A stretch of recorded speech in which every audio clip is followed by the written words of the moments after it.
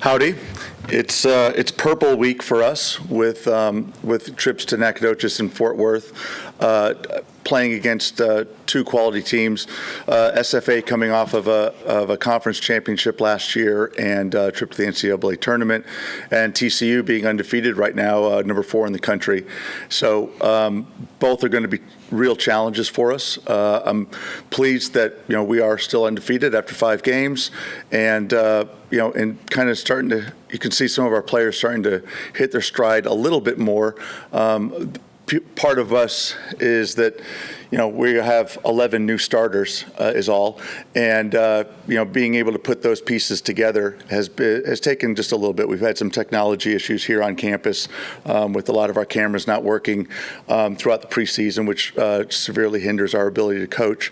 But it's been one where the players have embraced what we're doing. They've embraced being good teammates with each other, and you could see it starting to come. We're so far we've outscored our opponents 12-4 on the season. We've taken 100 shots to their 32. 35 of those up being on goal for us.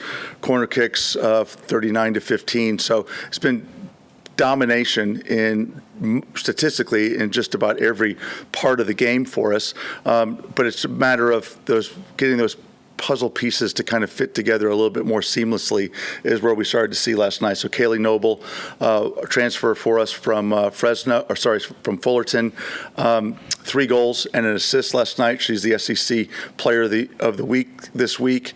And then you see Holly Storr, freshman, get 2 goals. Our team is still led by Trinity Buchanan, who's done wonderful. She has 3 goals and 2 assists on the season. It's just plays at another level out on the field. So it's a challenging week. It's our last week of non-conference play before we open against Georgia at home next week. But it'll be a hopefully end this one with a big bang. I'll open it to questions. We'll go to Alex on the left, second row.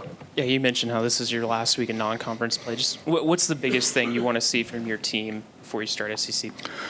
Well, there's things we've got to improve. Like I said, we've taken 100 shots, but we need to get a little bit higher percentage of that on frame. And a great example of that is last night, the first 4 shots that we put on goal scored. So I mean, we're hitting the ball with a lot of venom. We're putting the ball, into places where our people can score. Then it's just a matter of hitting the target. And if we can do that, then consistently we're going to see scores like that, like we've seen, because there's a lot of games where we thought we should have gone into the halftime winning 3-0, and we were either tied or only up by 1. So against these teams on the road, both are going to have big crowds. We are typically the biggest game on people's schedule, so you're going to get a lot of extra oomph from those players and from the fans there. So we've got to be able to stick chances and make people pay when they give us opportunities.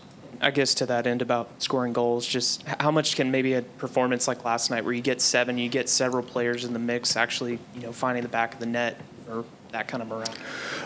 Like I said, everything right now is about gathering experiences for these players with each other. We have a lot of players with starting experience, but they were in different places. They weren't with the collection of people around them.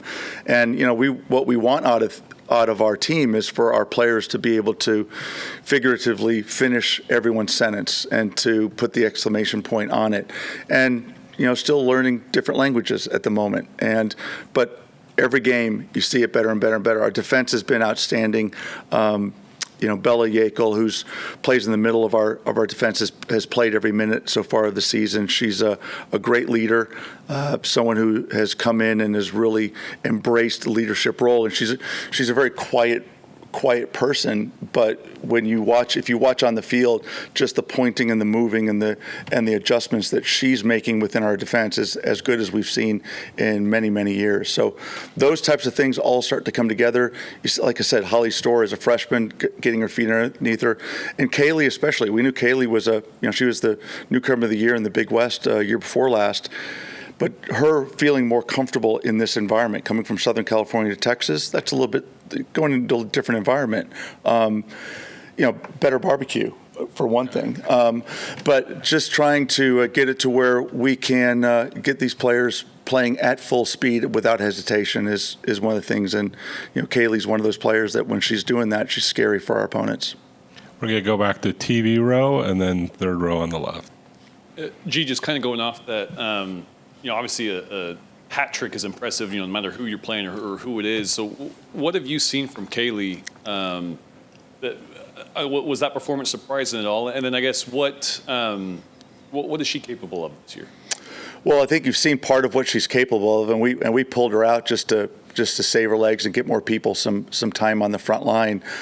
But she's capable of taking games over. I mean, she's tall, she's very fast, she's strong, and so the ability to hold people off and to run with the ball is what she was doing last night against the Leopards, and being able to finish those chances. And so much of soccer and basketball have a lot in common. If you get a shooter who feels like they are really hot, you better not let them shoot. It's the same thing with great goal scorers, and Kaylee can be one of those people. So getting her feeling more comfortable in her own skin in this environment with these players, knowing the kind of passes that she likes to receive, the kind of balls that she wants to get, and what she's going to get from some of our players just makes her play a little bit faster. And that's the thing that we saw last night, is that she was finally starting to play at a speed that she can play at that our opponents have trouble keeping with. And that was a theme of the game last night, was we want to play at our speed. We have some special players.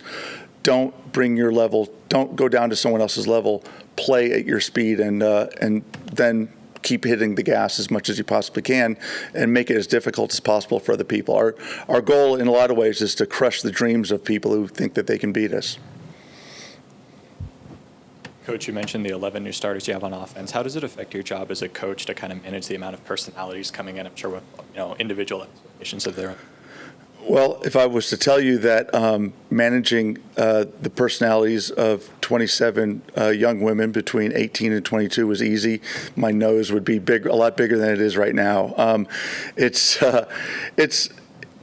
can be a challenge, but again, I think that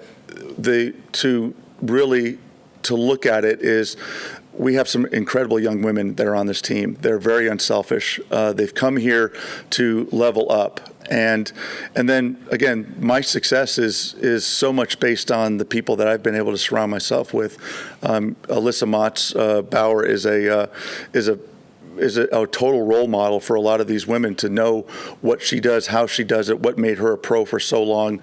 And then Seth and Tim have come in and have really kind of galvanized the culture that we wanted to have. And that was one of the big adjustments that we had to make in the spring, was kind of getting ourselves back pointed towards our championship culture.